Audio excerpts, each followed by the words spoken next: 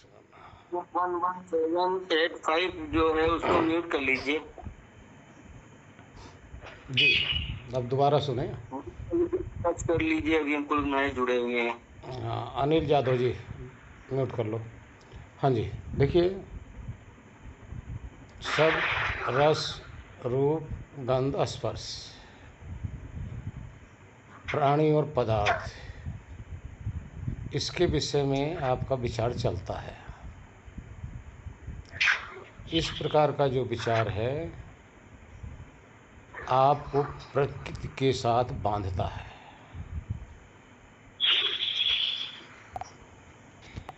जी। तो जैसे कि शब्द, रस, रूप, गंध, स्पर्श और प्राणी पदार्थों का चिंतन, इस प्रकार के जो आपके विचार जो चल रहे हैं, ये सारे विचार किसके हैं? प्रकृति से संबंधित। जितने भी भौतिक पदार्थ है सब प्रकृति से संबंधित है।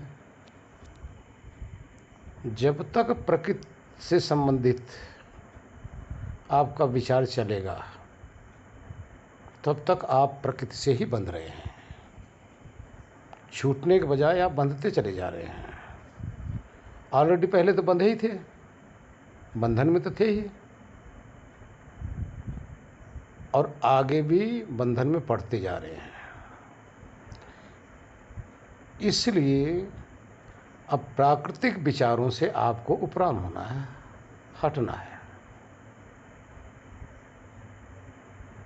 हटकर अब आप कौन सा विचार करेंगे?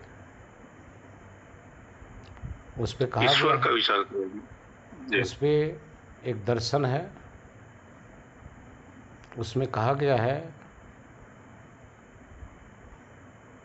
निर्विषयम मनः ध्यानम निर्विषयम मनः, यानी निर्विषय मन हो जाए।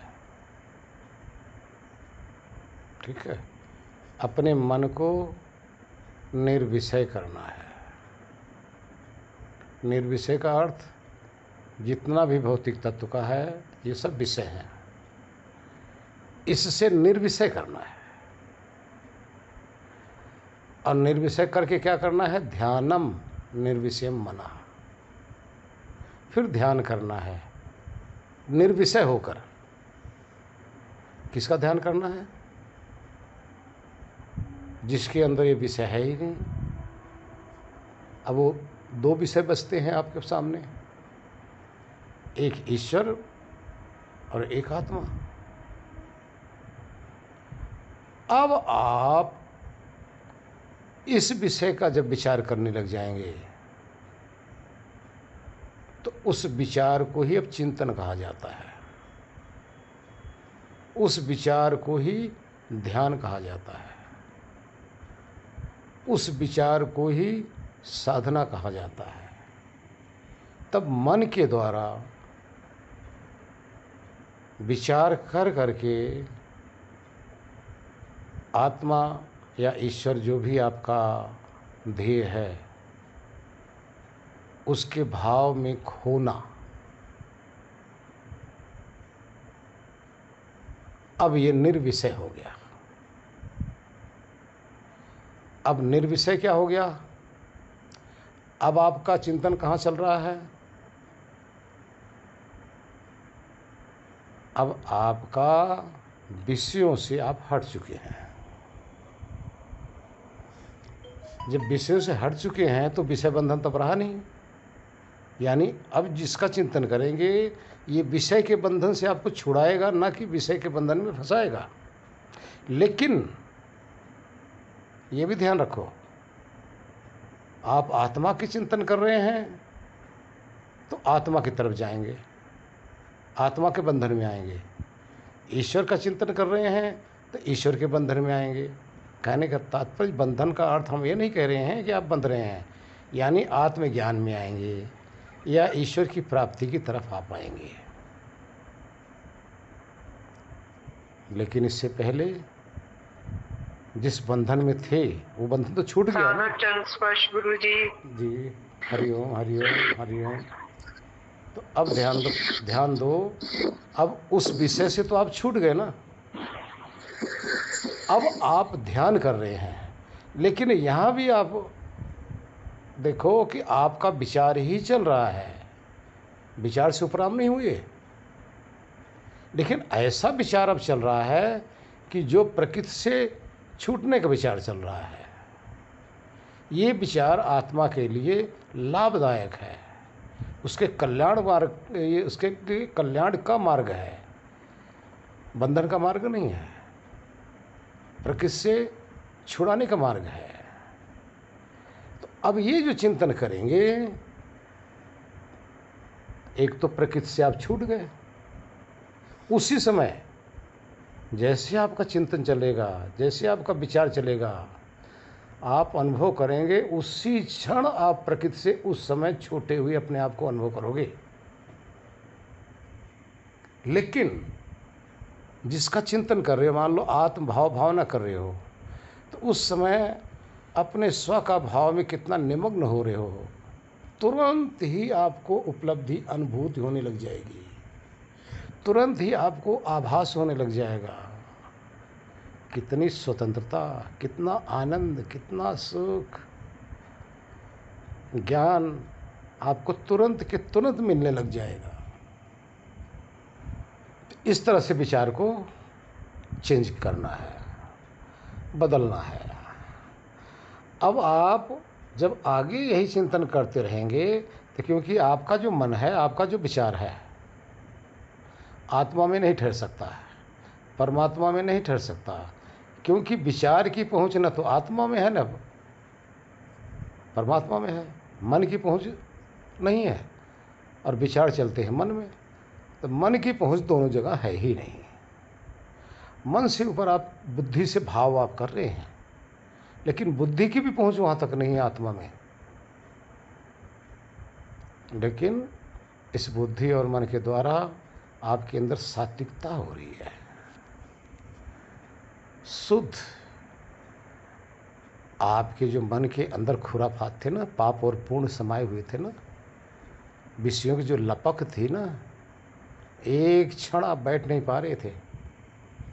जरा भैया जितने जन जुड़े हो, जरा अपनी परीक्षा कर लो, जितने भाई बहन जुड़े हो,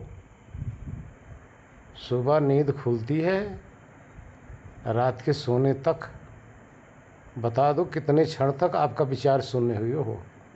संभव ही नहीं। समाधि के अलावा कोई ऐसा स्थान नहीं है जहाँ आप विचार शून्य होते हो।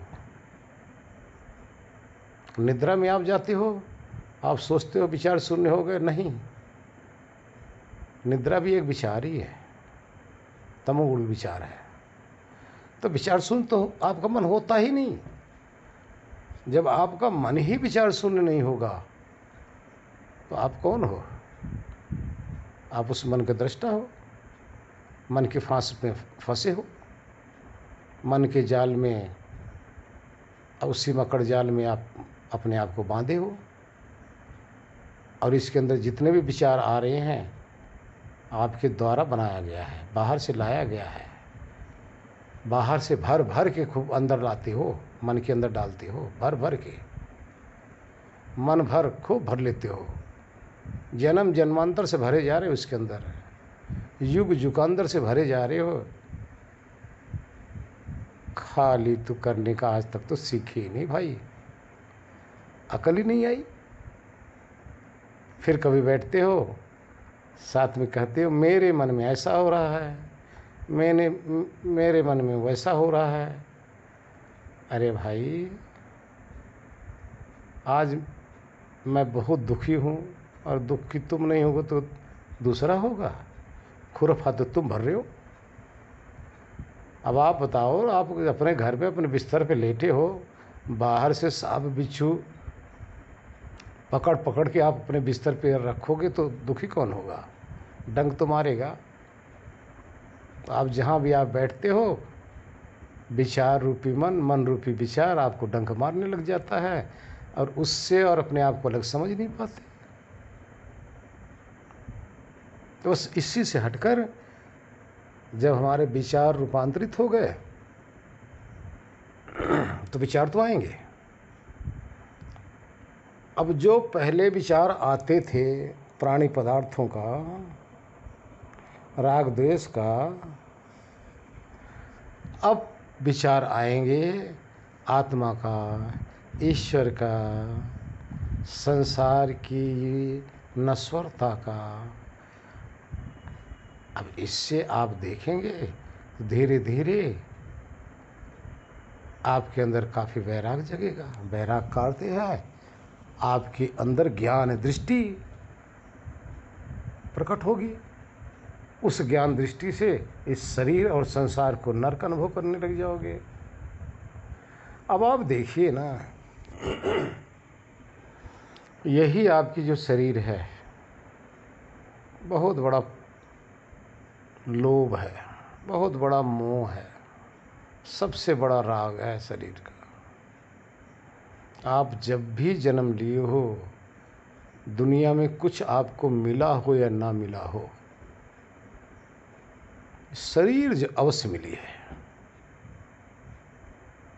दुनिया से जब भी आप अलविदा हुए हो, मरे हो, कुछ छूटा हो या ना छूटा हो, शरीर जरूर छूटी है। और इस शरीर की असलियत को देखिए। आप देखिए, कहीं मरा हुआ मुर्दा, कुत्ते मरे हों, चूहे मरे हों, बिल्ली मरे हों, मेढक मरा हो, या कोई भी जानवर या पशु मरा हो, उसकी तरफ ज़रा ध्यान दो। जब उसके चीथड़े निकल जाते ना, जब सड़ने लग जाता है, तो उसके अंदर जितनी भी आंत हैं, नसें हैं, खाल हैं, जब सब अलग होने लग जाता है ना, जब चमड़ा हट जाता है, हड्डियां दिखाई देती हैं, यानी जब सड़ने लग जाता है, तो देखो कितना प्यारा लगता है। आपको लगेगा प्यारा, लेकिन आज तो प्यारा लग रहा है जिसमें आप बैठे हो, हैं जी? आज तो बड़ा प्यारा लग रहा है जी गुरुजी। घिन लगती, घिन, वही मन होता कितनी जल्दी भाग ले वहां से। अभी किस में बैठे हो? उसी में बैठे हो ना? उससे तो जी गुरुजी, हाँ उसी में बैठे हैं। उससे तो घिन लग रही है, इससे क्यों नहीं लग रही है? इस पर गुरुजी चमड़ा चढ़ा हुआ है अभी। चमड़े से प्रेम है या और किसी से प्रेम है? अगर चमड़े से प्रेम है, चमड़ा ही आपको प्रिय लग रहा है, तो मंगा लो एकाध ट्रक चमड़ा, उसी में बैठ जाओ। अरे इसके अंदर वो बैठा हुआ है, सबको जानन हारा आत्मा बैठी हुई है आचार्य जी। अरे मेरे भाई, इसको तो जान नहीं रही है, काहे का जानन वाला, खाक जानन वाला। जब इसी को नहीं समझ पा रहा है, कहाँ का जानने वाला है, कहाँ का समझदार है, कहाँ का ज्ञानी है? ये तो महामूर्खता है। अपने आप को ज्ञानी बेशक बने, अपने आप को बहुत महान जरूर समझे, जब यही नहीं समझ सका तो कहाँ का जानन हारा भाई? वो तो महा अज्ञानी है। तो इसको पहले दूर करो ना। ज्ञानी तभी कहा जाएगा जब मांस को मांस दिखने लग जाए, हड्डियां हैं तो हड्डी दिखने लग जाए, चमड़ा है तो चमड़ा दिखने लग जाए, खून है तो खून दिखने लग जाए, बाल है तो बाल दिखने लग जाए। दिखता है किसी को? तो आपको दिखाई देती है। एक्सरे करके देखो। जब आपकी दृष्टि अल्ट्रासाउंड जैसे मशीन बन जाए, एक्सरे जैसे मशीन आपकी दृष्टि जब बन जाए, तब आपको सही दिख रहा है। अन्यथा हमारी जो दृष्टि है, मोह की दृष्टि है, इसमें यथार्थ दिखाई ही नहीं दे रहा है। यथार्थ न दिखाई देने से ये हमारा बंधन है। खैर, जब आप की दृष्टि बदलेगी तो वो जो विचार है आपका चेंज हो जाएगा, परिवर्तित हो जाएगा। जो विचार विषय वासनाओं का चल रहा था, अब वही विचार विषय वासना से हटकर सभी देहों के अंदर विराजमान, सभी शरीरों में उपस्थित आत्मरूपी चेतना आपके सामने अनुभव में आने लग जाएगा। अब इसका चिंतन आपका चालू हो जाएगा।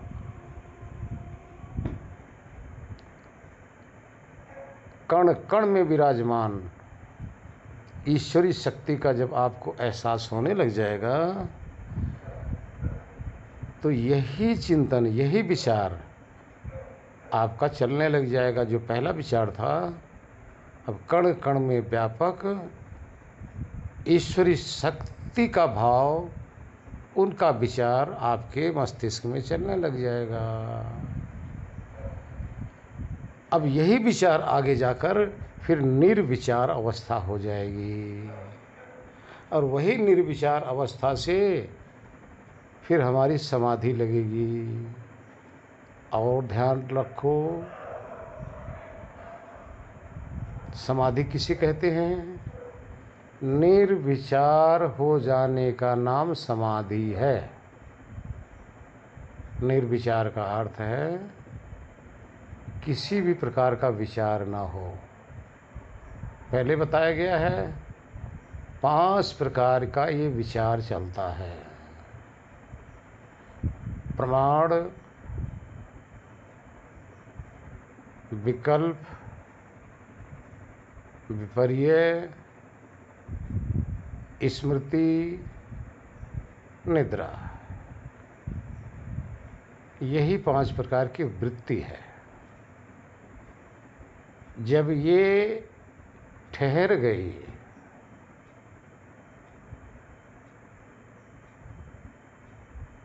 तब इसको निर्विषय कहा गया है, निर्विचार कहा गया है। अब योग दर्शन क्या कहता है? योगस् चित्त वृत्ति निरोधः। योग है मन के ये जो 5 प्रकार की जो वृत्ति चल रही है, विचार करते हैं वृत्ति को, व्यापार को, मन जो व्यापार कर रहा होता है, जब ये विचार मन का बंद हो जाए, व्यापार मन का बंद हो जाए, तब उसको योग कहते हैं। अब यहाँ विचार करो, योग का अर्थ 2 होता है। 2 क्या, एक ही होता है। योग का मतलब 2 तत्वों का मेल। जब 2 तत्व आपस में मिलते हैं तो उसी का नाम तो योग है। अगर प्रकृति से हट गया आत्मा, यहाँ द्वैत था, और अकेला रह गया, तो इसको योग कहेंगे या वियोग कहेंगे? आप बताइए। इसको तो वियोग कहा जाएगा ना। वियोग का अर्थ हो गया प्रकृति से वियोग हो गया और अकेला शेष रह गया। लेकिन वहाँ क्या कहा गया है? योगस् चित्त वृत्ति निरोधः। योग है इन वृत्तियों का रुक जाना। अब अगले सूत्र में क्या कह दे रहे हैं? तदा द्रष्टु स्वरूपे अवस्थानम। जब वृत्तियाँ रुक गई तब जो सबका दृष्टा है, सबको देखने वाला है, से पूरी कायनात को, जड़ चेतन सबका जो दृष्टु है, वहाँ दृष्टु शब्द है, ध्यान रखना। दृष्टा शब्द आत्मा के लिए होता है मेरे भाई। दृष्टा एक वचन है, और दृष्टु कौन सा वचन है अपने आप ही अनुभव कर लो। अगर दृष्टा कहीं कहा जाता है तो आत्मा के लिए कहा जाएगा। दृष्टु अगर कहा जा रहा है, ये संस्कृत वर्ड है, एक वचन, द्विवचन, बहुवचन। आप लोग पढ़े भी होंगे संस्कृत। जब बहुवचन आ जाता है तो यानी सबको देखने वाला। एक वचन आ जाता है तो अकेला देखने वाला। तदा दृष्टु स्वरूपी अवस्थानम। जो सबको देख रहा है उसके स्वरूप में आत्मा जाके ठहर जाता है, अवस्थित हो जाता है।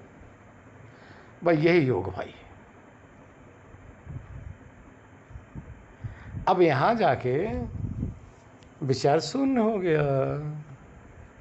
जो आपका विचार आर्या जो चल रहा था, आर्या जी सब समाप्त, खत्म। कहाँ विचार रह गया? विचार शून्य। आत्मा मन से हटकर, विचारों से हटकर सारी सृष्टि का जो मालिक है, जिसके अंदर आत्मा और प्रकृति सब ओतप्रोत है, उसके अंदर समाहित हो गया। अब हो गया ना आत्मा रूपी बूंद, परमात्मा रूपी सागर, मिल गए, हो गया कल्याण। ना वृत्ति रही, ना शरीर रही, ना इंद्रिया रही, ना संसार रहा, ना मन रहा, ना भाव रहा, कुछ नहीं। जो करना था कर लिया, जो पाना था पा लिया, जिससे छूटना था छूट लिया, जो जानना था जान लिया। अब रहा क्या?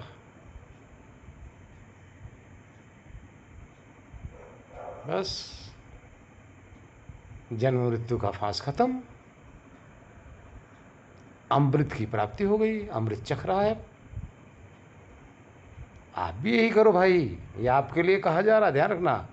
ये हम शास्त्रों की भाषा नहीं बोल रहे हैं, औरों के लिए नहीं कह रहे हैं, आपके लिए, जितने जन सुन रहे हो सबके लिए बोल रहा हूँ। इसी के लिए तो आप लोगों को ध्यान कराया जा रहा है ना, इसी का अनुभव करना है,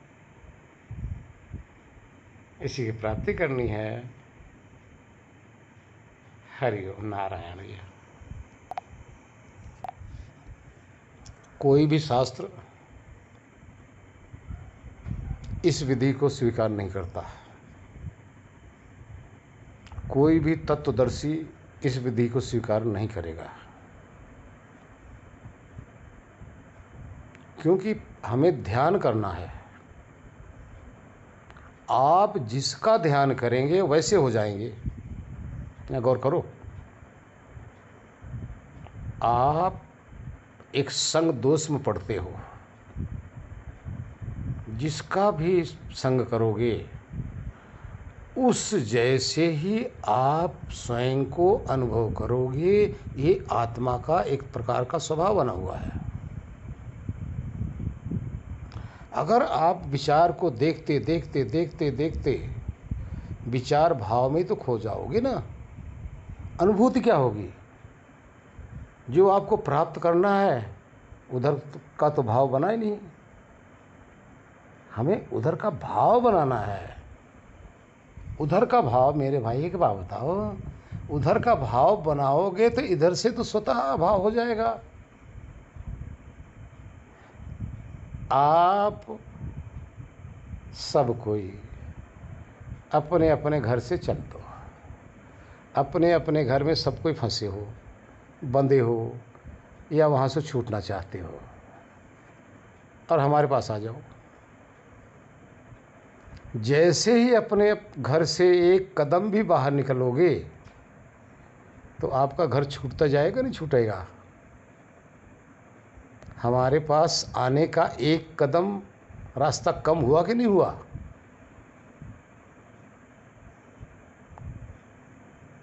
लेकिन आप चाहो कि वहीं बैठकर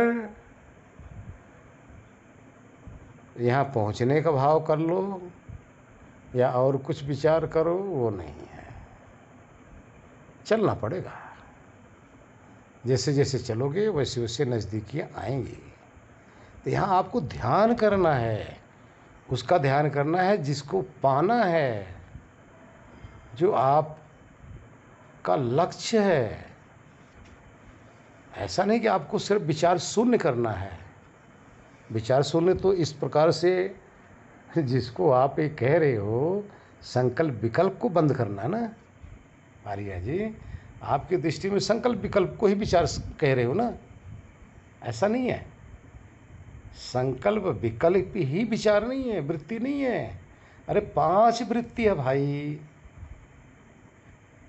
हैं?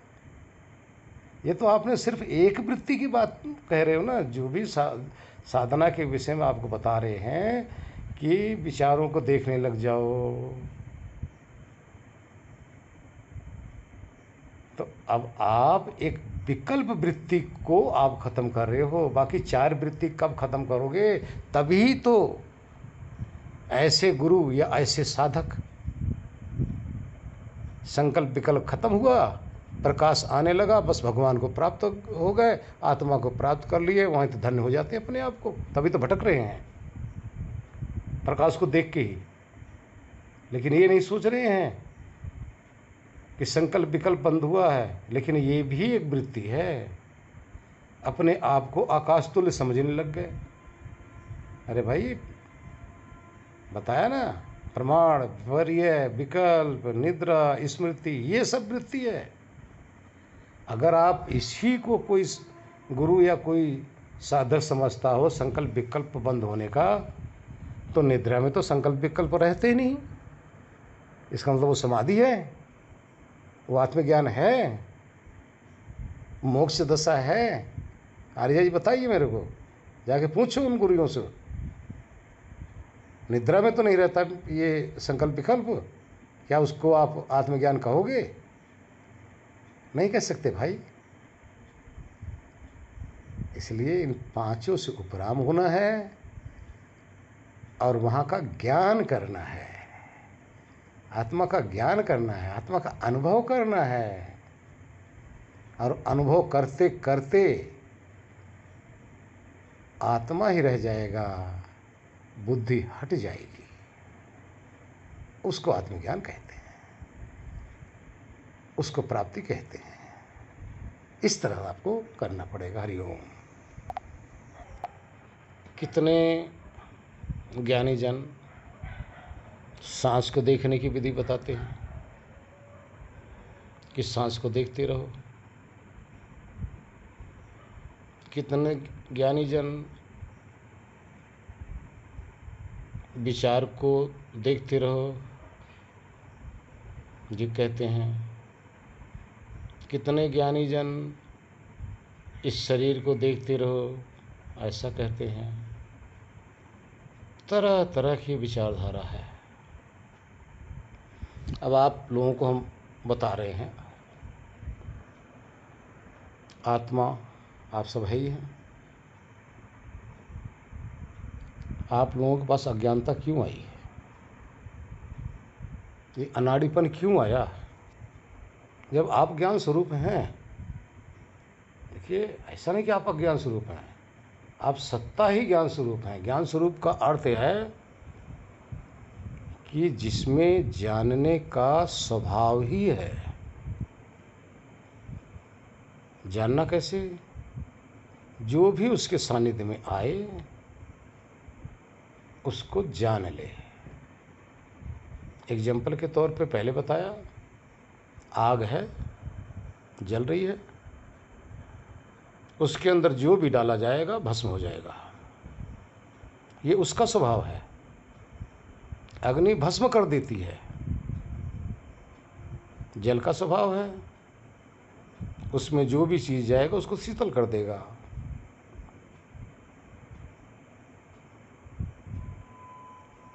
और आपका स्वभाव क्या है? अग्नि भस्म कर देती है और आप जान लेते हो। आप जान लेते हो, पदार्थों का कुछ नहीं होता, एक कण भी उसमें से कम नहीं होता। अरे भैया, यही तो महान सत्ता हो। आप सबका प्रसाद ग्रहण कर रहे हो। यहाँ गौर करो, ज्ञान रूपी प्रसाद आप ग्रहण कर रहे हो। किसका? सबका। यही प्रसाद ग्रहण कर करके आप भटक रहे हो, क्योंकि ये प्रसाद आप ग्रहण कर रहे हो ज्ञान का दूसरे का, इसीलिए तो भटके हो। कभी उधर का ज्ञान, कभी उधर का ज्ञान, कभी इधर का ज्ञान, कभी कहीं का ज्ञान, कभी लोक का ज्ञान, कभी लोकांतर का ज्ञान, कभी ओहो, यही करते करते भटक रहे हो। लेकिन आपके ज्ञान की तृप्ति, आपको ज्ञान की तृप्ति अभी तक नहीं हो पाई है, हो भी नहीं सकता, क्योंकि जिस ज्ञान से आप तृप्त होना चाह रहे हो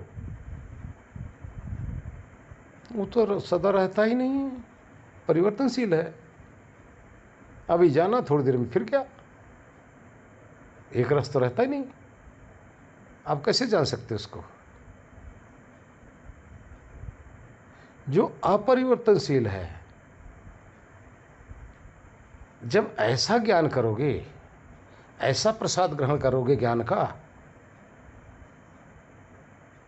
तो आप ज्ञान में तृप्त हो जाओगे, ज्ञान से तृप्त हो जाओगे, निमग्न हो जाओगे। वो है कहाँ? आप साधन से भाग रहे हो। जितने भी साधन हैं आपको आपसे भटका रहे हैं, आपसे भगा रहे हैं, आपसे दूर कर रहे हैं। अब दूर जा रहे हो, नज़दीक नहीं जा रहे हो, भटके चले जा रहे हो, अपने से अति दूर होते जा रहे हो। जैसे जैसे साधन छोड़ने लग जाओगे, अपने नज़दीक आते जाओगे। साधन छूट जाएगा, सबसे लास्ट अंतिम साधन है मन आपका। और मन में बताया 5 प्रकार की वृत्तियां हैं। ये छूटते ही जब तब जो ज्ञान होगा उससे तृप्त हो जाओगे। इस अमृत का ज्ञान जब करोगे तभी तृप्ति होगी। और अभी आप अतृप्त क्यों हो? क्योंकि आप मृत्यु का ज्ञान कर रहे हो। मृत्यु का ज्ञान करके आप मृत्युवान अपने आप को समझने लगे हो।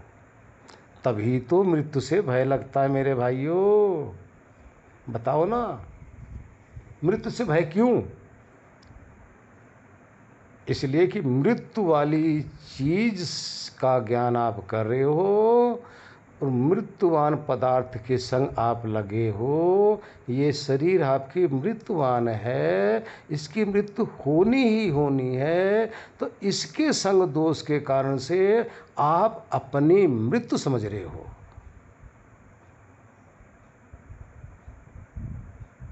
यही तो आपका ज्ञान है, ये ज्ञान नहीं है। और इसी के ज्ञान के कारण से, इसी के ज्ञान को समझ समझ कर मूल ज्ञान से आप भटक चुके हो।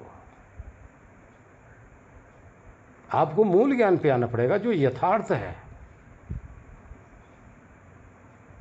दूसरे के संग दोष कर रखे हो। देखिए, संग दोष का अर्थ यहां समझो। पति पत्नी हो, साथ रह रहे हो, एक दूसरे का संग है, उसमें से एक चला गया या एक बीमार पड़ गया, उस जोड़े में से दूसरे के ऊपर क्या गुजर रही है समझो जरा। पत्नी को तकलीफ हुआ, पति को लगा कि जाने वाली है, मौत पत्नी की नहीं होने वाली है, पति ही मरने के बराबर हो रहा है। क्यों? ये संग दोष है भाई। शरीर में आपका विकार आया, चोट लगा। अभी ओमती बहन जी कह रही थी, ये घाव लगा, चोट लगा, जख्म लगा, ये संग दोष था। संग दोष अगर होगा तो हम उतना ही रोएंगे, उतना ही चिल्लाएंगे, उतना तड़पेंगे। जितना लगा है वो तो लगा ही है, लेकिन इसको देख देख के, इसके विषय में सोच सोच कर हम तड़पेंगे, हंसेंगे नहीं। ओमती जी जी गुरुजी, बहुत अच्छा बताया आपने। अगर हमारा संग दोष है तो हम रोएंगे, तड़पेंगे, हाय मेरे लग गया, हाय अब क्या होगा, कैसे ठीक होगा। ये तड़पन है, यही संग दोष है। अगर संग दोष नहीं है तो हम तो हंसेंगे, मरे मरता है मर जाए, मुझे क्या लेने देना है। अब आप देखिए ना, जब किसी का एक नालायक बेटा जब हो जाता है ना, जो बेटा अपना ही जाया हुआ जब परेशान करने लग जाता है, तो वही माँ बाप सोचते हैं कब मरता है, मर जाए तो अच्छा है, परेशान कर रखा है मुझे। अरे मेरे हिंदू बहन डॉक्टर साहब प्रेम प्रकाश जी, तो ये शरीर ही हमारा ये बेटा है, इतना परेशान कर रखा है, इतना दुखी कर रखा है, हमें इतना इससे परेशानी है कि ये कब मरे। ऐसा नहीं, ये संग दोष छूटने का परिणाम है। रोएंगे तो संग, जितना संग दोष होगा उतना ही हमें कष्ट होगा। तो इसलिए हमें असंग होना है, न कि इस संग दोष में फंसना है।